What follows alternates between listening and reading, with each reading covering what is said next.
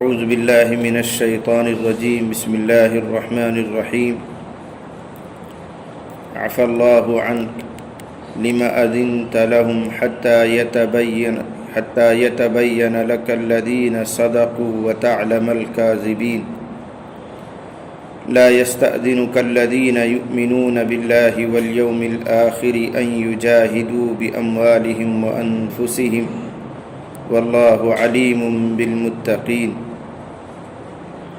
إنما يستأذنك الذين لا يؤمنون بالله واليوم الآخر وارتابت قلوبهم فهم في ريبهم يترددون. صدق اللہ العظیم. بزرگوں اور بھائیوں، پچھلی مجلس میں تذکرہ آیا تھا.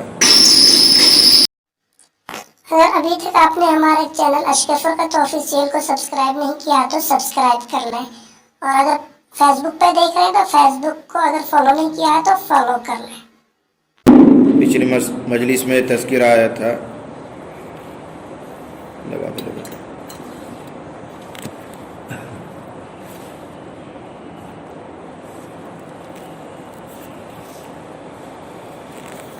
پچھلی مجلس میں تذکرہ آیا تھا کہ آئندہ کی آیات میں غزوہ تبوک کے تعلق سے تفصیلات رکھی گئی ہیں، بیان کی گئی ہیں.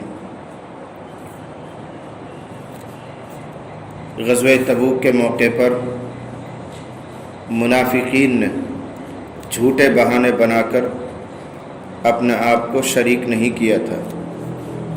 میں نے عرض کیا تھا غزوہ تبوک انتہائی سخت موسم میں واقع ہوا ہے. گرمی کا موسم تھا، فصل تیار تھی اور لمبا سفر تھا مدینہ منورہ سے تبوک کا. اور پھر جس فوج سے مقابلہ ہونا تھا وہ سرکاری اور شاہی فوج تھی رومیوں کی. اب تک لڑائی ہو رہی تھی عرب کے لوگوں سے ہی، خانہ جنگی کہہ لی تھی. اب باہر کے لوگوں سے جنگ کی نوبت آ رہی ہے تو منافقین شریک نہیں ہونا چاہتے تھے. اس لیے وہ حضور کے پاس آ کر جھوٹا عذر بیان کرتے تھے کہ صاحب میرا خوب جی چاہتا ہے کہ میں بھی شریک ہو جاؤں، لیکن فلاں عذر ہے، فلاں مجبوری ہے، اس لیے نہیں جا سکتے. تو حضور ان کو اجازت دیا کرتے تھے. ٹھیک ہے بھائی، ٹھیک ہے بھائی، جلدی بھروسہ کر کے آپ اجازت دیتے جا رہے ہیں. اس وقت یہ آیات اتر رہی ہیں اور رسول اللہ صلی اللہ علیہ وسلم کو اللہ تعالیٰ کی طرف سے یہ فرمایا گیا کہ آپ نے ان کو اجازت کیوں دی. وہ جانے والے تو تب بھی نہیں تھے. اگر آپ اجازت نہ دیتے تب بھی وہ نہ جاتے، اور کم سے کم لوگوں کے سامنے جھوٹ اور سچ کھل کر آ جاتا. اب آپ نے اجازت دے دی تو ان کو ایک بہانہ بن گیا کہ ہم تو اجازت لے کے ٹھہرے ہیں، اور ان کے منافق ہونے پر ایک طرح کا پردہ پڑ گیا. ان کو خوشی منانے کا موقع مل گیا کہ ہم نے رسول اللہ کو دھوکہ دے دیا. اگر آپ نے ان کو اجازت نہ دی ہوتی تو سچ اور جھوٹ سامنے اس طرح آتا کہ سچے لوگ تو آپ کے ساتھ چلے جاتے اور یہ چھپ چھپا کے یہی رہ جاتے. تو کم سے کم ان کو یہ کہنے کا موقع نہ ملتا کہ ہم اجازت لے کر رہ گئے ہیں، ہم تو سچے لوگ ہیں، ہم پکے مسلمان ہیں. تو دودھ کا دودھ پانی کا پانی ہو جاتا ہے. لیکن اللہ تعالیٰ کے کلام کا انداز دیکھو کہ اللہ تعالیٰ نے پہلے معافی کا اعلان کیا. عفا اللہ عنک لما اذنت لهم. اللہ نے آپ کو معاف تو کر دیا. رسول اللہ سے کہا جا رہا ہے اللہ نے آپ کو معاف تو کر دیا، لیکن آپ نے ان کو اجازت کیوں دی؟ اگرچہ اجازت دے دینا کوئی گناہ کی بات نہیں تھی، لیکن حالات جو تھے ان حالات کے اعتبار سے مناسب نہیں تھا. بلکہ ان کو بھی کہتے ہیں چلو ہمارے ساتھ کوئی اجازت نہیں، وقت کا تقاضا ہے، سب کو چلنا چاہیے. تو حالات کے تقاضے کے اعتبار سے ان کو اجازت دے دینا مناسب نہیں تھا. جائز تو تھا، لیکن یہ مناسب نہ ہونا بھی آپ کے حق میں مکروہ ہے، ناپسندیدہ ہے. اس پر اللہ تعالیٰ کی طرف سے پیغمبر خدا کو تنبیہ ہو رہی ہے. لیکن تنبیہ کرنے سے پہلے اللہ معافی کا اعلان فرما رہے ہیں، اس لیے کہ پیغمبر کا اللہ تعالیٰ سے جو قرب ہے، نزدیکی ہے، تعلق ہے، وہ اتنا گہرا ربط ہے کہ اگر اللہ تعالیٰ پہلے تنبیہ فرماتے کیوں اجازت دی تو شاید حضور کا دل برداشت نہ کرتا. اس لیے پہلے معافی کا اعلان کروایا اللہ نے. عفا اللہ عنہ، جو کچھ ہوا اللہ نے اس کو معاف تو کر دیا، لیکن تنبیہ یہ ہو رہی ہے کیوں اجازت دی. ورنہ تو اللہ بھی کہہ سکتا تھا پہلے لما اذنت لهم، کیوں اجازت دے دی، چلو آپ معاف کرتے ہیں. تو معافی کا اعلان پہلے کر دیا تاکہ رسولullah صلی اللہ علیہ وسلم کے دل پر بہت زیادہ بوجھ نہ پڑے. عفا اللہ عنک، اللہ نے آپ کو درگزر کر دیا، اللہ نے آپ کو معاف فرما دیا. لما اذنت لهم، آپ نے ان کو اجازت کیوں دے دی؟ یعنی نہیں دینی چاہیے تھی. اجازت دے دینا کوئی گناہ نہیں ہوا ہے، لیکن احتیاط کے خلاف ہے، مناسب نہیں تھا اس وقت اجازت دینا. حتی یتبین لک الذین صدقوا، جب تک کہ آپ کے سامنے ظاہر نہ ہو جاتے سچے لوگ. اس وقت تک کوئی اجازت نہیں دینی چاہیے تھی. اور سچائی کیسے ظاہر ہوتی کہ سب کے لیے حکم عام ہوتا، سب چلو. اب جو پکے مسلمان ہیں، رسول اللہ پہ فدا ہیں، وہ تو سب کچھ قربانی دے کے جائیں گے، اور جن کا جی نہیں چاہے گا وہ بہانہ بنا کے چھپ چھپا کے رہ جاتے، یوں دودھ کا دودھ پانی کا پانی ہو جاتا. وَتَعْلَمَ الْكَاذِبِينَ، اور یہاں تک کہ آپ جان لیتے جھوٹوں کو. اجازت نہیں دینی چاہیے تھی، یہ چھٹائی کا اچھا موقع آیا تھا. پھر ایک معیار بیان کیا کہ اے پیغمبر آئندہ کے لیے ذہن میں رکھیے کہ جو سچا مسلمان ہوگا کبھی بھی وہ جان اور مال کی قربانی سے پیچھے نہیں ہٹے گا. اس کے نزدیک اللہ اور رسول مقدم ہے، جان اور مال پیچھے ہے. اگر اللہ اور رسول کو خوش کرنے کے لیے جان مال کی قربانی بھی دینے پڑ تو سچا مسلمان کبھی پیچھے نہیں ہٹے گا. جو اپنے جان کو بچانا چاہے، جو اپنے مال کو بچانا چاہے، اس کا مطلب یہ کہ وہ پکا نہیں ہے، وہ منافق ہے. ایک نشانی، ایک علامت اور آئندہ کے لیے تنبیہ حضور کو بتا دی گئی. لا یستأذنک الذین، آپ سے اجازت طلب نہیں کریں گے وہ لوگ جو اللہ اور آخرت پر ایمان رکھتے ہیں. اس بات کی اجازت طلب نہیں کریں گے پیچھے بیٹھے رہنے کی، بھائی ہم نہیں جاتے، ہم یہی رہیں گے، ہماری مجبوری ہے، فلاں ہے. ایسے وہ اجازت طلب نہیں کر سکتے. وہ تو بہرحال کود کے پڑھ کے تیار ہو گئے. لا یستأذنک، آپ سے اجازت نہیں طلب کریں گے، عذر نہیں کریں گے یا گھر پر رہنے کے لیے رخصت نہیں مانگیں گے وہ لوگ جو اللہ پر اور آخرت کے دن پر یقین کرتے ہیں. ان یجاہدوا باموالہم وانفسہم، کہ وہ جہاد کریں اپنے مال اور جان سے. یہ لفظی ترجمہ ہے. اپنی جان اور مال کے ذریعے جہاد کرنے سے کبھی بھی پیچھے رہنے کے لیے اجازت نہیں مانگیں گے وہ لوگ جو اللہ پر اور آخرت پر یقین کرتے ہیں. اور اللہ بہتر جانتا ہے پرہیزگاروں کو. انما یستأذنک الذین، آپ سے تو اجازت طلب کریں گے وہی لوگ جو اللہ پر یقین نہیں رکھتے ہیں، آخرت پر بھروسہ نہیں کرتے ہیں. وارتابت قلوبہم، اور ان کے دل شک میں پڑے ہوئے ہیں. شک میں اسلام کے بارے میں کبھی سچائی آتی ہے، ایسے لگتا ہے کہ اسلام دھرم اچھا ہے، کبھی ایسے لگتا ہے کہ نہیں. تو جو ابھی تک متردد ہیں، شک میں ہیں، وہی لوگ یہ کام کرتے ہیں کہ آپ سے بہانہ بنا کر اجازت دے رہے ہیں اور پیچھے رہ رہے ہیں. فہم فی ریبہم یترددون، بس وہ اپنے شک میں حیران رہتے ہیں. اپنے شک کی وجہ سے وہ حیران رہتے ہیں. کبھی تو خیال ہوتا ہے کہ نبی کی اتباع کر لیں، نبی کی موافقت اختیار کر لیں. کبھی دل میں خیال آتا ہے کہ موافقت نہ کریں، جان بچاتے ہی رہیں. تو حیران ہی رہتے ہیں، کسی ایک حالت پہ ٹھہر ہی نہیں رہے. اب اللہ تعالیٰ نے دوسرے انداز سے سمجھایا کہ جن لوگوں نے آپ سے جہاد میں نہ جانے کی اجازت لے لی ہے، حقیقت میں وہ لوگ مومن نہیں ہیں. ان کا ارادہ تو پہلے سے ہی نہیں تھا جانے کا. کیوں؟ اگر ارادہ رہا ہوتا کچھ تو تیاری کرتے. انہوں نے تیاری نام کی کوئی چیز ہی نہیں کی. بھائی گھوڑا خریدا، تلوار خریدی، اور بھائی نیزے خریدے، تیر کمان تیار کیے. اچانک کوئی حادثہ پیش آ گیا، کوئی بات پیش آ گئی، اس لیے عذر کر رہے ہیں. صاحب پکا ارادہ تھا لیکن کیا کریں. یہ تو پکا ارادہ ہونا تو جب ظاہر ہوتا ہے جب انہوں نے کچھ تیاریاں کی ہوتی. تو تیاری نہیں کی انہوں نے، بس معلوم ہوا کہ ان کا تو ذہن پہلے سے ہی نہیں تھا کہ ہم جائیں گے. اسی سے فرق واضح ہوا. سچا اور جھوٹا عذر کیسا ہوتا ہے کہ آدمی کام کا ارادہ کر لے اور اس کے لیے اسباب اکٹھا کر لے، اچانک کوئی بات پیش آ جاتی ہے تو وہ کام کو نہیں کر پاتا، تو یہ سچا عذر ہے کہ اس نے تیاری مکمل کر لی تھی. جیسے حج کا ارادہ کر لیا، فارم بھی بھر دیا، رقم بھی جمع کر دی، اچانک کوئی حادثہ پیش آ گیا اس لیے ارادہ کینسل کرنا پڑا. یہ ہے سچا عذر. ایک آدمی ہو جو نہ فارم بھر رہا ہے نہ رقم جمع کر رہا ہے اور کیا کہتے ہیں میرا تو پکا ارادہ تھا. پکا ارادہ ہوتا تو فارم بھرنا چاہیے وقت پہ. تو ایسے یہاں سمجھ لو کہ جہاد کا موقع آیا ہے، 10 دن 15 دن پہلے اعلان ہو گیا کہ سب لوگ تیاریاں کرو. انہوں نے تو تیاری نہیں کی. اگر یہ سچے مومن ہوتے ہیں اور ان کا ارادہ جانے کا ہوتا تو ارادہ کر لیتے، تیاریاں کرتے، تیاری نہیں کی. وَلَوْ أَرَادُوا الْخُرُوجَ، اگر ان لوگوں نے نکلنے کا ارادہ کیا ہوتا کہ جہاد میں جائیں گے نبی کے ساتھ، لَأَعَدُّوا لَهُ عُدَّةً، تو ضرور اس کے لیے سامان تیار کرتے. اس کے لیے سامان کیا؟ وہی گھوڑا، سفر کے لیے سواری، تلوار، تیر، کمان، ان کی تیاریاں کرتے ہیں۔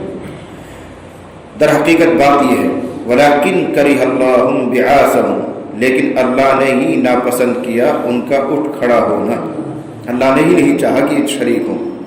اگر اللہ چاہتا تو ان کے دل میں داعیہ پیدا کرتا، شوق پیدا کرتا۔ اللہ نے ہی نہیں چاہا کہ یہ جائیں تکوینی اعتبار سے۔ اسی میں اشارہ ہے کہ کوئی آدمی اگر تہجد سے، اشراق سے، اوابین سے، تسبیحات سے، نیک اعمال سے محروم ہو رہا ہے تو تکوینی طور پر اللہ ہی اسے نہیں کروانا چاہ رہا۔ جس کو میں کہتا رہتا ہوں کہ اگر معاملات چھوٹ رہے ہیں تو یہ نہ سمجھے کہ انہیں چھوڑ دیے ہیں، چھڑوا دیے گئے ہیں، تو یہ اللہ کی ناراضگی کی یا آپ محبت کے کم ہونے کی، آپ سے تعلق کے کم ہونے کی دلیل ہوتی ہے۔ اسی کو اللہ فرما رہا ہے وَلَكِنْ كَرِهَ اللَّهُ بِعَاثَهُمْ، لیکن اللہ نے ہی پسند نہیں کیا ان کا اٹھ کھڑا ہونا کہ یہ تیار ہوتے اور جہاد کے لیے جاتے، اللہ نے ہی نہیں چاہا۔ فَثَبَّطَهُمْ، بس اللہ نے ان کو روک دیا، ان کے دل میں آمادگی تیار نہیں ہوئی۔ وَقِيلَ اقْعُدُوا، اور کہہ دیا گیا گویا زبان حال سے تقدیری طور پر کہا گیا اقعدوا، بیٹھے رہو، مع القاعدین، یہاں پڑے رہنے والوں کے ساتھ، جو جہاد میں نہیں جا رہے ہیں، کم ہمت ہو گئے ہیں، بزدل ہو گئے، ان کے ساتھ تم ہی پڑے رہو۔ یعنی دراصل اللہ نے ہی ان کی شرکت کو نہیں چاہا۔ اگر اللہ چاہتا تو ضرور ان کے دل میں جذبات پیدا کر دیتا، شوق پیدا کر دیتا، نیت پیدا کر دیتا۔ اللہ نے نہیں چاہا، اس لیے بہانے بن گئے۔ پھر رسول اللہ کو تسلی دی گئی اگر یہ نہیں جا رہے ہیں آپ کے ساتھ جہاد میں تو کوئی بہت کمی نہیں ہو رہی ہے، اگر یہ جاتے جب بھی کوئی بھلائی کی امید نہیں تھی ان سے، یہ تو شر کرنے والے لوگ ہیں، فساد پھیلانے والے لوگ ہیں، اگر آپ کے ساتھ، آپ کے صحابہ کے ساتھ یہ منافقین جاتے تو وہاں بھی یہ شر ہی پھیلاتے۔ وہ کس طرح کہ صحابہ کو آپس میں لڑا دیتے، ادھر کی ادھر لگاتے، ادھر کی ادھر لگاتے، ان کو آپس میں ہی لڑا دیتے، یا یوں کرتے کہ بلا وجہ صحابہ کے دل میں خوف اور رعب ڈالتے رومیوں کا، وہ تو ایسے لوگ ہیں، اتنا بہادر ہیں، ایسے تجربہ کار ہیں، تو صحابہ ویسے ہی کم ہمت ہو جاتے۔ تو اللہ تعالیٰ فرما رہے ہیں اگر یہ نہیں نکلے ہیں تو کوئی بڑا نقصان نہیں ہوا، بلکہ اگر یہ آپ کے ساتھ نکلتے تو نقصان اس وقت ہوتا کہ یہ خود بھی جہاد نہ کرتے اور صحابہ کو بھی کم ہمت کر دیتے، ڈرا دیتے ان کو رومیوں کے بارے میں بتا کہ وہ تو ایسے ہیں، وہ تو یوں ہیں یوں ہیں، صحابہ بھی ہو سکتا ہے کم ہمت ہو جاتا اور جھوٹ بولتے، صحابہ میں آپس میں خانہ جنگی کروا دیتے۔ ایسا ہوا ہے، بار بار ہوا ہے، اس مرتبہ بھی کرتے ہیں۔ لو خرجوا فیکم، یہاں فی بمانے مع ہے، لو خرجوا معکم، اگر یہ لوگ آپ کے ساتھ نکلتے، کون؟ منافقین، یاد رکھنا، اگر یہ آپ کے ساتھ نکلتے، ما زادوکم الا خبالا، تو تمہارے لیے سوائے خرابی کے کوئی اور چیز زیادہ نہ کرتے، خرابی ہی بڑھاتے، فساد ہی بڑھاتے۔ وَلَأَوْزَعُوا خِلَالَكُمْ، اور تمہارے درمیان وہ سواریوں کو دوڑاتے، کبھی ادھر دوڑتے کبھی ادھر دوڑتے۔ اس دوڑنے سے مراد ہے فتنہ پھیلانا، اور اس دوڑنے سے مراد ہے جھوٹی خبریں لا کر سنانے صحابہ کو، رومی آ رہے ہیں، اتنی طاقت کے ساتھ آ رہے ہیں، ان کے پاس تو توپ بھی ہے، ان کے پاس تو یوں بھی ہے، یوں ڈرپوک کر دیتے۔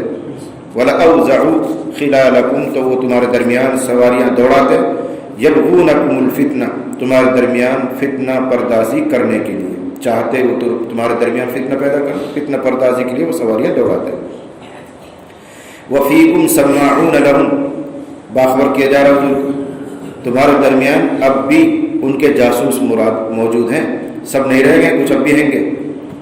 صحابہ کرام اور حضور جہاد میں چلے گئے ہیں اور اکثر منافقین مدینے میں ہی رہ گئے ہیں جھوٹے بہانے بنا کر، لیکن تنبیہ کی جا رہی ہے، خبر دی جا رہی ہے حضور کو کہ اب بھی ان کے جاسوس تمہارے درمیان موجود ہیں، جو نام کے مسلمان ہیں لیکن ہیں منافق ہی، اور وہ اس لیے آ گئے ہیں کہ ساری خبریں ان کو پہنچاتے رہیں۔ وَفِيكُمْ سَمَّاعُونَ لَهُمْ، اور تمہارے درمیان ان کے جاسوس موجود ہیں۔ وَاللَّهُ عَلِيمٌ بِالظَّالِمِينَ، اور اللہ تعالیٰ ظالمین کو اچھی طرح جانتا ہے۔ وہی ایک بیان ہے، منافقین پیچھے رہ گئے تو انہی کا حالات کو بیان کیا جا رہا ہے۔ لَقَدِ ابْتَغَوُا الْفِتْنَةَ مِنْ قَبْلُ وَقَلَّبُوا لَكَ الْأُمُورَ حَتَّى جَاءَ الْحَقُّ وَظَهَرَ أَمْرُ اللَّهِ وَهُمْ كَارِهُونَ، یہ تو پہلے بھی، من قبل، یہ تو پہلے بھی فتنے کو چاہ چکے ہیں، انہوں نے تو پہلے بھی فتنے کو چاہا ہے۔ کب؟ غزوہ احد کے موقع پر، واقعہ تو سن رکھا آپ نے پہلے، مدینہ منورہ سے رسول اللہ صلی اللہ علیہ وسلم اپنے صحابہ کو لے کر روانہ ہوئے احد کے میدان میں جنگ کرنے کے لیے۔ کافروں نے وہاں آ کر پڑاؤ ڈال دیا اور انہوں نے چیلنج کیا ہے، بلایا تو حضور نکل رہے مقابلے کے لیے۔ تو مدینہ منورہ سے غالباً 1000 کی فوج نکلی حضور کے ساتھ، اور تھوڑا آدھا سفر طے کرنے کے بعد، چند کلومیٹر دور تھا، وہاں جب احد کا میدان تھوڑی دور رہ گیا ہے تو اس سے پہلے 300 منافقین واپس ہٹ گئے کہ ہم نہیں جاتے، ہماری رائے نہیں مانی گئی۔ ہماری رائے تو یہ تھی کہ مدینے کے اندر رہ کر لڑائی کی جاتی، اور آپ نے نوجوانوں کی رائے مان لی ہے اور اس لیے میدان میں آ گئے، خود بھی مریں گے، ہم کو بھی مروائیں گے۔ تو 300 منافقین وہاں سے واپس ہو گئے۔ اگر ان کو نہیں آنا تھا تو پہلے سے ہی بتاتے، لیکن انہوں نے ہوشیاری یہ کی کہ وہاں سے تو چل دیے مدینے سے، درمیانے راستے سے واپس ہو رہے ہیں تاکہ اور بھی نوجوانوں کے ارادے ٹوٹ جائیں، کم ہمت ہو جائیں۔ یہ ان کی چاہت تھی، منشا تھی، ورنہ تو پہلے ہی مت چلتے۔ اس کو اللہ تعالیٰ فرمانا ہے کہ یہ تو اس سے پہلے بھی فتنہ کر چکے ہیں، لیکن اللہ نے اس وقت بھی آپ کی مدد کی ہے، آج بھی مدد کرے گا۔ لقد ابتغوا الفتنة من قبل، تحقیق کہ وہ تو فتنہ برپا کر چکے ہیں پہلے بھی۔ وقلبوا لك الامور، اور انہوں نے آپ کے لیے الٹ پھیر کی ہیں تدبیریں۔ یہ اشارہ بالکل ابتدائی ہجرت کے وقت عبداللہ بن ابی جو ان کا سردار ہے منافقین کا، اس کی تاج پوشی ہونی تھی، بس لوگوں نے تقریباً طے کر لیا تھا کہ ہمارے یہ سردار ہے۔ میں نے پہلے بھی آپ کو بتایا کہ مدینہ منورہ میں 2 بڑے قبیلے تھے کافروں کے، اوس اور خزرج، اور ایک بڑی تعداد تھی یہود کی۔ اوس اور خزرج میں الگ الگ سردار ہوتے تھے، یہ ان کے سردار، یہ ان کے سردار، یہودی اپنے سردار الگ بناتے تھے۔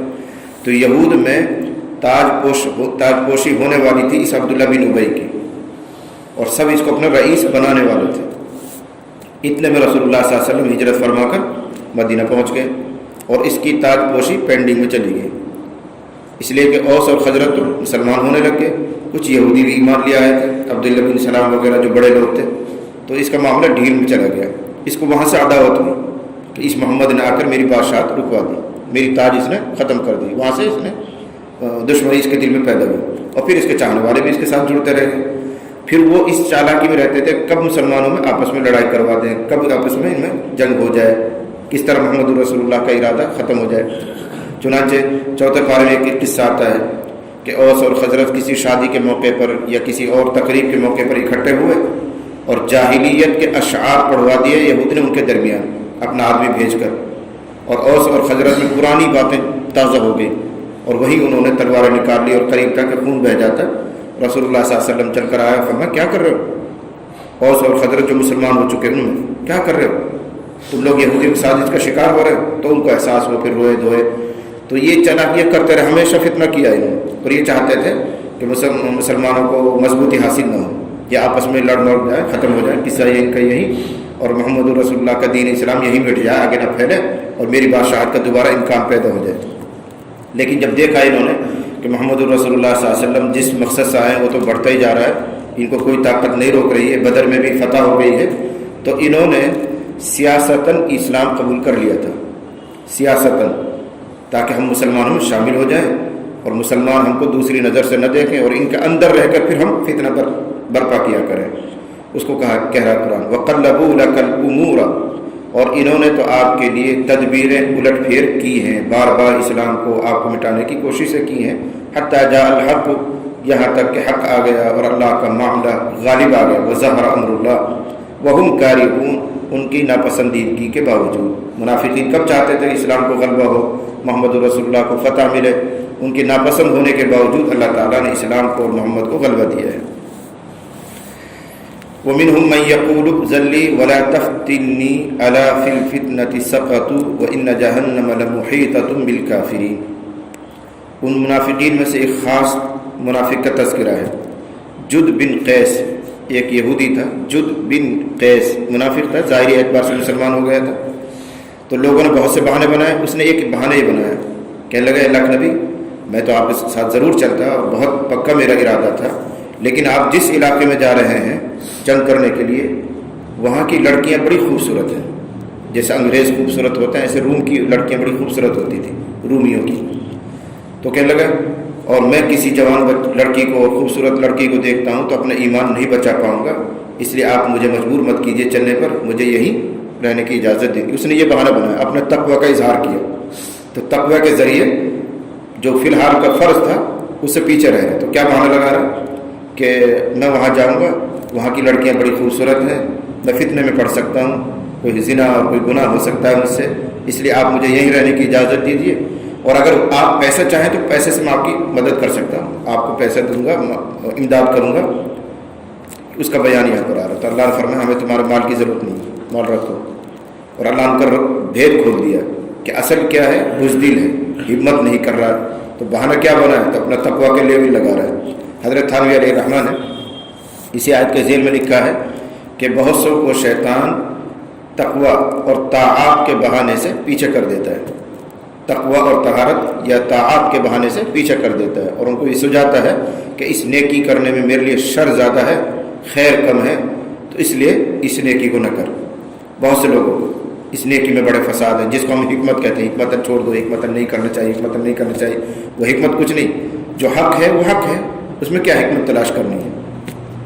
وَمِنْهُمْ مَنْ يَقُولُ ذَلِّ وَلَا تَفْتِنِّي، اور ان میں سے یعنی منافقین میں سے کچھ وہ بھی ہیں جو یوں کہتے ہیں اِذْن لِّی، اے نبی مجھے اجازت دے دو، وَلَا تَفْتِنِّي، مجھے فتنے میں نہ ڈال۔ اجازت کس کی دے دو، یہیں رہ جاؤں، نہ نکلوں میں باہر، جہاد میں نہ جاؤں، اس کی اجازت دے دو اور مجھے فتنے میں نہ ڈالو۔ اللہ جواب دے رہا، الا فی الفتنۃ سقطوا، سنو فتنے میں تو وہ پڑ چکے۔ اس سے بڑا فتنہ کیا ہوگا کہ آدمی فرض کو چھوڑ رہا ہے۔ اس وقت جہاد میں جانا، میں نے کہا تھا نفیر عام تھی، تو ہر ایک کو جہاد میں جانا فرض تھا، تو فرض کو چھوڑ کر تقویٰ کے بہانے سے یہاں رک رہا ہے، یہ بڑا فتنہ ہے، آدمی فرض کو چھوڑ رہا ہے۔ الا فی الفتنۃ سقطوا وان جہنم لمحیطۃ بالکافرین، اور دوزخ کافروں کو گھیرے ہوئے ہیں، یہ کہاں تک بچیں گے، دوزخ میں ہی ان کا جانا مقدر ہے، تو ہیلے بہانے بنا کر اپنی جان تو بچا رہے ہیں دنیا میں، آخرت میں کیسے بچائیں گے۔ ان تصبک حسنۃ تسؤہم وان تصبک مصیبۃ یقولوا قد اخذنا امرنا من قبل ویتولوا وهم فرحون، ان کی جو باطنی کیفیت ہے اللہ اس کو اس آیت میں بیان کر رہا ہے۔ منافقین کی باطنی کیفیت یہ ہے کہ اگر محمد رسول اللہ اور ان کے ساتھیوں کو کوئی بھلائی حاصل ہوتی ہے تو بڑے غمگین ہوتے ہیں، یعنی ان کو یہ جیت کیسے نصیب ہوگی، ان کو یہ فتح کیوں مل گئی، مسلمانوں کو یہ ترقی کیوں مل گئی، اندر سے جل جاتے ہیں، بھن جاتے ہیں۔ اور اگر رسول اللہ پر اور ان کے صحابہ پر کوئی مصیبت آتی ہے خوش ہوتے ہیں اندر سے، اچھا ہو بڑھ گیا ہے، ان کے اوپر یہ حال آیا، تو معلوم ہوا کہ ایمان ہے ہی نہیں۔ اگر ان کے اندر ایمان ہوتا تو رسول اللہ کی مصیبت کو اپنی مصیبت سمجھتے، اور رسول اللہ سے زیادہ خود تکلیف محسوس کرتے کہ ہمارے حضرت کے ساتھ، ہمارے نبی کے ساتھ یہ حال ہو رہا ہے، ان پر یہ مصیبت آ رہی ہے، ان پر یہ امتحان آ رہا ہے، ان کو غم ہونا چاہیے، بجائے غم ہونے کے خوشیاں مناتے اندر، اچھا ہوا مسلمانوں کو یہ نقصان ہوا، مسلمانوں کے ساتھ یہ بات ہو گئی۔ اس سے اندازہ کیا جا سکتا ہے، اللہ بتا رہا ہے اس سے اندازہ کرو کہ ان میں ایمان کتنا ہے۔ اگر ایمان ہوتا ہے تو پریشان ہو جاتے کہ ہمارے نبی پر یہ حال ہو رہا ہے۔ ان تصبک، اگر پہنچ جائے آپ کو کوئی بھلائی، تسؤہم، تو ان کو وہ بھلائی بری لگتی ہے، وہ بھلائی ان کو غمگین کر دیتی ہے۔ وَإِن تُصِبْكَ مُصِیبَةٌ، اور اگر آپ کو پہنچے کوئی مصیبت، یقولو، تو کہتے ہیں آپس میں، قد اخذنا امرنا من قبل، ہم نے تو پہلے ہی اپنی احتیاط لے لی تھی، ہم تو پہلے ہی معلوم تھا کیسے نقصان ہونے والا، اس لیے گئے ہی نہیں، ہم نے تو اپنی احتیاط پہلے ہی کر لی تھی۔ وَيَتَوَلَّوْا، اور وہ پیٹ پھیر کر چلتے ہیں اس حال میں کہ اندر اندر خوش ہوتے رہتے ہیں، حضور کے سامنے تو ظاہر کریں گے بڑا نقصان ہوا حضرت، یوں اور یوں، ادھر منہ موڑ کے خوش خوش چلے، اچھا ہوا مر گئے، نقصان ہوا مسلمان۔ وَيَتَوَلَّوْا وَهُمْ فَرِحُونَ، اب رسول اللہ کی زبانی جواب دلوایا جا رہا ہے۔ دو جواب ہیں جن کا حاصل یہ ہے کہ اللہ حاکم ہے، ہم اس کے محکوم ہیں، اللہ خالق ہے، ہم اس کی مخلوق ہیں، اس کو ہمارے اوپر پورا تصرف کا حق ہے، وہ ہم کو ایک طرف سے ختم کر دے تب بھی ہمیں کوئی شکوہ نہیں۔ ایک جواب تو یہ ہے کہ اللہ ہمارا حاکم ہے، ہم اس کے محکوم ہیں، حاکم کو اپنی رعایا میں، اپنی محکوم میں ہر قسم کا تصرف کا حق حاصل ہے، وہ جو چاہے کرے، یعنی ہمیں اس سے کوئی شکوہ نہیں کہ اللہ نے ہمارے اوپر یہ مصیبت ڈال دی، یہ حال ڈال دی، کوئی شکوہ نہیں۔ دوسرا جواب دلوایا اگلی آیت میں، ان کو یہ سمجھاؤ بیوقوفوں کو کہ جس چیز کو تم مصیبت سمجھ رہے ہو، یعنی جہاد میں جانا، وہاں جا کے مقابلہ کرنا ہے، فصل یہاں برباد ہو جائے گی، دوسرا یہ کہ وہاں جا کر ہو سکتا ہے قتل کی نوبت آ جائے، مرنے لگ جائے مسلمان، ان سے کہو کہ تم ہمارے بارے میں دو باتوں کی امید لگاتے ہو اور دونوں ہی ہمارے لیے خیر ہیں۔ دو باتیں کیا ہوتی ہیں؟ ایک تو یہ ہے کہ موت کا اندیشہ، اگر ہم مر جائیں گے تو شہید کہلائیں گے، تو بھی ہمارے ہاتھ میں تو لڈو ہیں، شہید کے درجات کتنے اونچے ہیں، یا جیت کر آئیں گے فتح، تو ہمارے ہاتھ میں یعنی مسلمانوں کے ہاتھ میں تو بہرحال خیر ہی خیر ہے، اگر مر گئے تو شہید زندہ ہو کر واپس آ گئے تو فتح یاب ہو کر لوٹیں گے۔ تو تم ہمارے بارے میں اگر توقع لگاتے ہو تو دو بھلائیوں کی ہی توقع لگاتے ہو، کسی برائی کی توقع نہیں ہے۔ جس چیز کو تم برائی سمجھ رہے ہو وہ برائی نہیں، یعنی موت وہ شہادت ہے۔ قُل لَن يُصِيبَنَا إِلَّا مَا كَتَبَ اللَّهُ لَنَا، آپ فرما دیجئے ہمیں ہرگز نہیں پہنچ سکتا کچھ بھی مگر وہی جو اللہ نے ہمارے لیے لکھ دیا ہے۔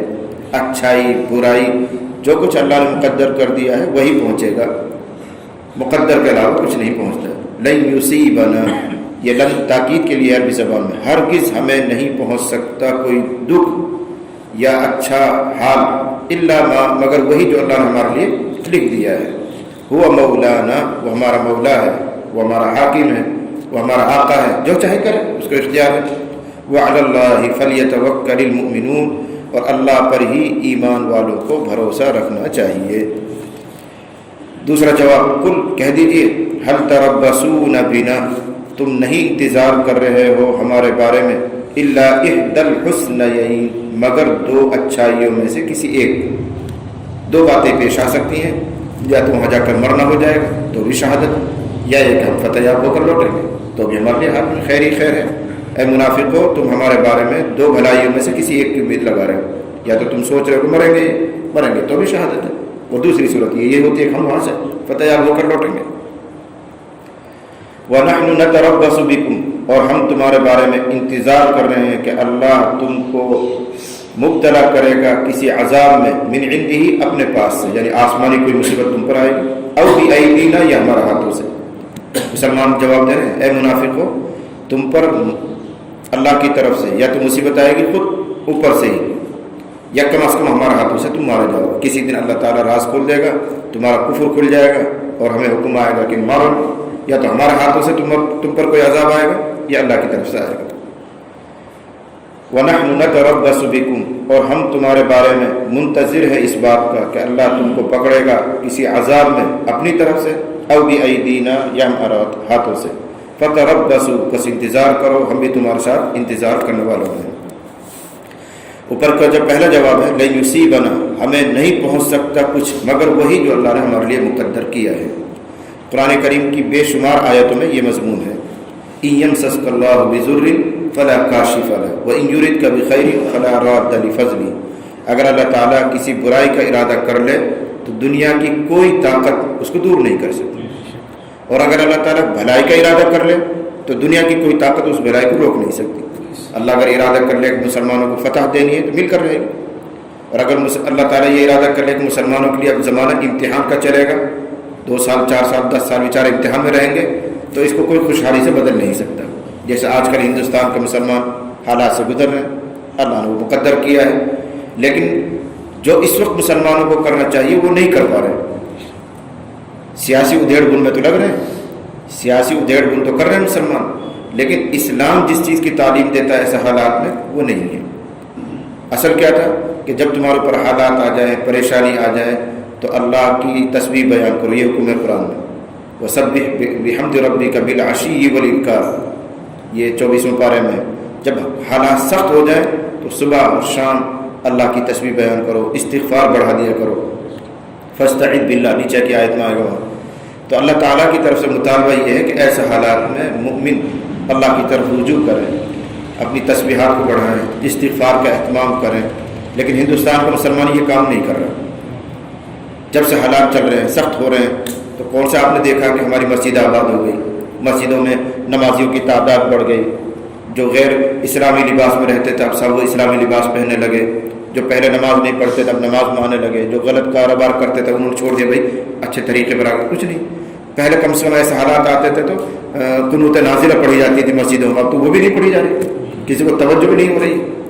پڑھو، یاد ہوگا آپ لوگوں کو، جب بابری مسجد ٹوٹی تھی تو فجر کی نماز میں بھی، مغرب کی نماز میں بھی قنوت نازلہ پڑھتا تھا امام۔ اب اتنے سخت حالات ہیں، تمہارے مٹانے کی تدبیریں کی جا رہی ہیں، کہیں بھی مسجدوں میں کوئی ہلچل نہیں ہے، نہ مسلمان توبہ کر رہا ہے نہ استغفار کر رہا ہے۔ افسوس کا پہلو یہ ہے۔ تو اللہ تعالیٰ ہم سے یہ چاہتا ہے کہ ان حالات میں ڈال کر وہ ہم سے توبہ کروائے۔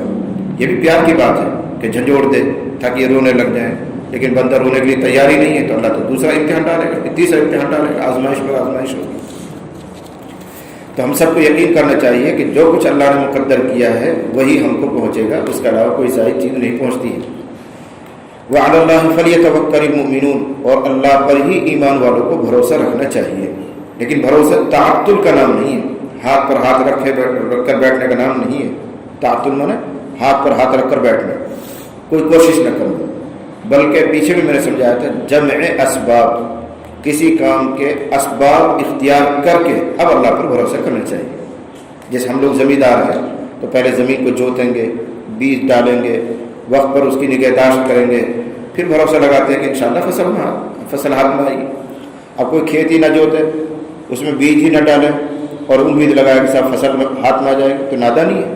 ایسے ہی یہاں بھی جو کچھ بھی دنیا میں ہوتا ہے وہ اسباب کے رنگ سے ہوتا ہے، کچھ نہ کچھ ہاتھ پاؤں مسلمانوں کو مارنا چاہیے، اپنی مالی حالت اچھی کریں، تعلیمی حالت اچھی کریں، اپنے اخلاق کو درست کریں، پھر اللہ تعالیٰ کی طرف سے حالات پلٹتے ہیں۔ ان اللہ لا یغیر ما بقوم حتی یغیروا ما بانفسہم، جب تک کوئی قوم خود ہی اپنے کو بدلنا نہیں چاہتی ہے تو اللہ اس کو ترقی نہیں دیتا ہے، تو مسلمان ہی خود اپنے آپ کو بدلنے کے لیے تیار نہیں۔ قل انفقوا طوعا او کرہا لن یتقبل منکم، میں نے پیچھے بتایا کہ جد بن قیس کہہ رہا ہے کہ مجھے محمد لے جاؤ، میں فتنے میں پڑ سکتا ہوں، ہاں اگر آپ مال چاہیں تو میں آپ کو مال دے دوں، جتنا چاہیں آپ لے لیجیے، چندے میں لے لیجیے۔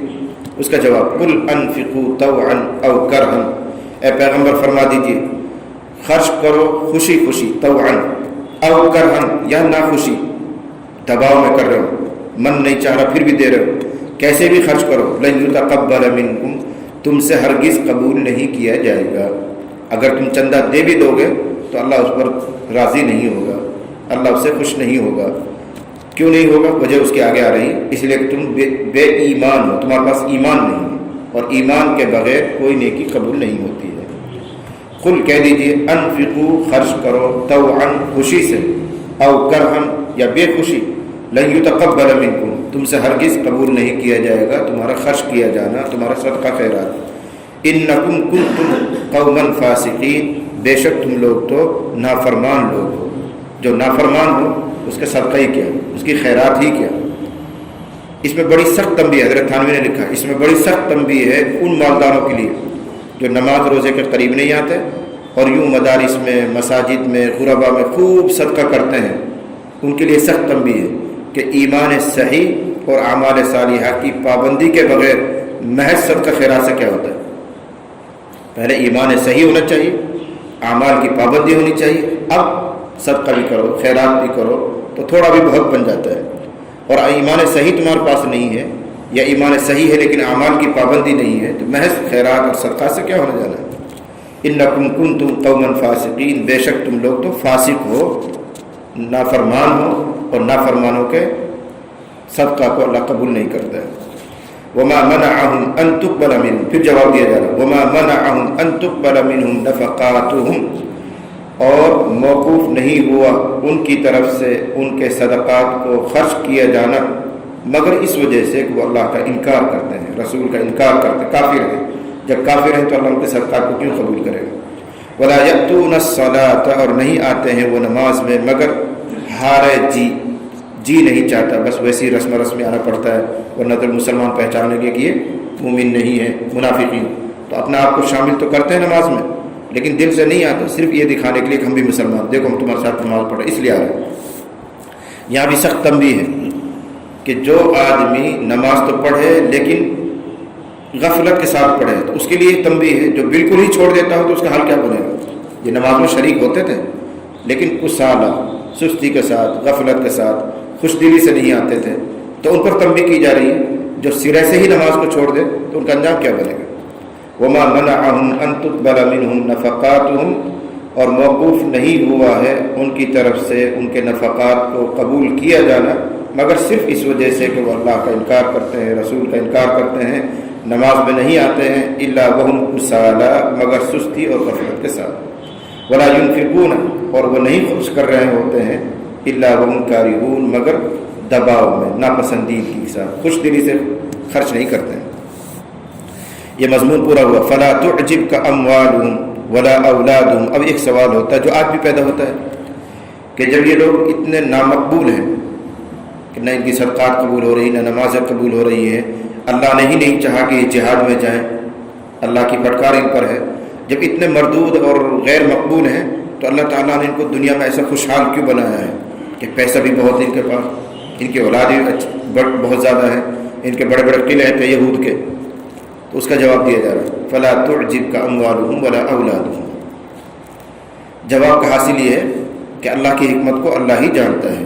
اللہ نے ان کو زیادہ مال اس لیے دیا ہے تاکہ یہ مال کے نشے میں خدا کو بھولے رہے، اور اللہ ان کو اس حال میں مارنا چاہتا ہے کہ ان کو ایمان نصیب نہ ہو، تو ایمان سے رکاوٹ بنانے کے لیے مال بڑھا دیا ہے تاکہ اسی کے کھیل لگے رہے اور اسی میں مست ہو کر دنیا سے چلے جائے، پھر آخرت میں پوری پوری سزا پائے۔ جب آدمی غریب ہوتا ہے تو اللہ کی طرف لپکتا ہے، رجوع کرتا ہے، توبہ بھی کرتا ہے۔ جب مال کے نشے میں آئے گا تو ان کو کبھی حق بات سوجے گی نہیں، مال کا نشہ ایسے چڑھتا ہے، تو اللہ اس کی حکمت بیان کر رہا ہے کہ آپ ان کے مال کی کثرت سے تعجب میں نہ پڑے۔ فلا تعجبک، بس آپ کو حیران نہ کرے ان کے مال، ولا اولاد، اور ان کی اولادیں، بھائی کے پاس تو مال بھی اتنا ہے، ان کی تو جماعت بھی اتنی بڑی ہے۔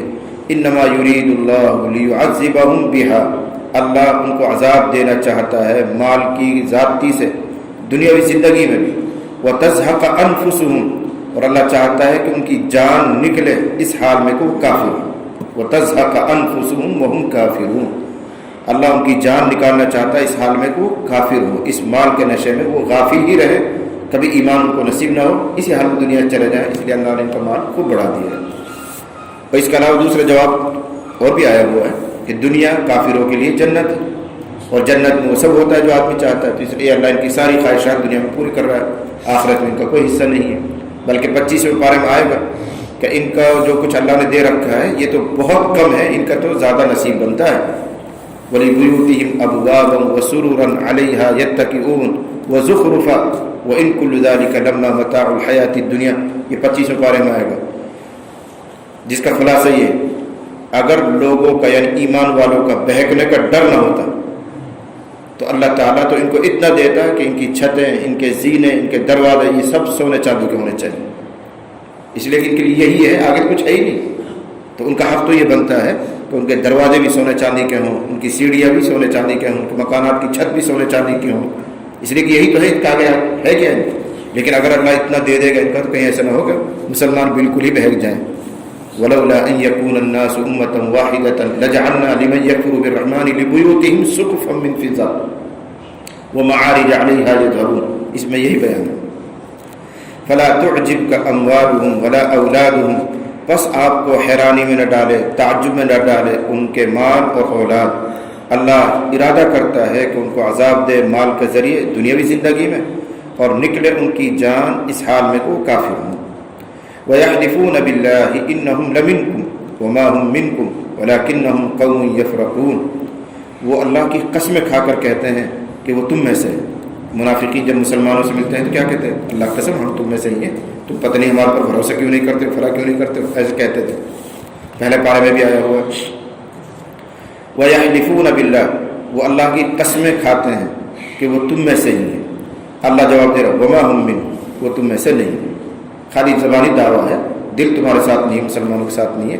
وَلَكِنَّهُمْ قَوْمٌ يَفْرَقُونَ، لیکن وہ ڈرپوک لوگ ہیں، کھل کر کفر اس لیے نہیں کرتے کہ مسلمان ہمیں کاٹ دیں گے، مسلمان ہمیں مار دیں گے، تو سیاستاً مسلمان بنے پڑے تاکہ جان بچی رہے، ہمارے جان مال اولاد سب بچے رہے، اور اگر ہم کھل کر کفر کریں گے تو مسلمان ہمارے خلاف جہاد کریں گے، ہمیں قتل کر دیں گے، اس لیے یہودیوں میں سے کچھ لوگوں نے سیاستاً اپنے آپ کو مسلمان ظاہر کیا، یہ ہے وَلَكِنَّهُمْ قَوْمٌ، لیکن وہ ایسے لوگ ہیں یفرقون جو ڈرتے ہیں، ڈرپوک لوگ ہیں، کھل کر کفر کرنے کی ہمت نہیں۔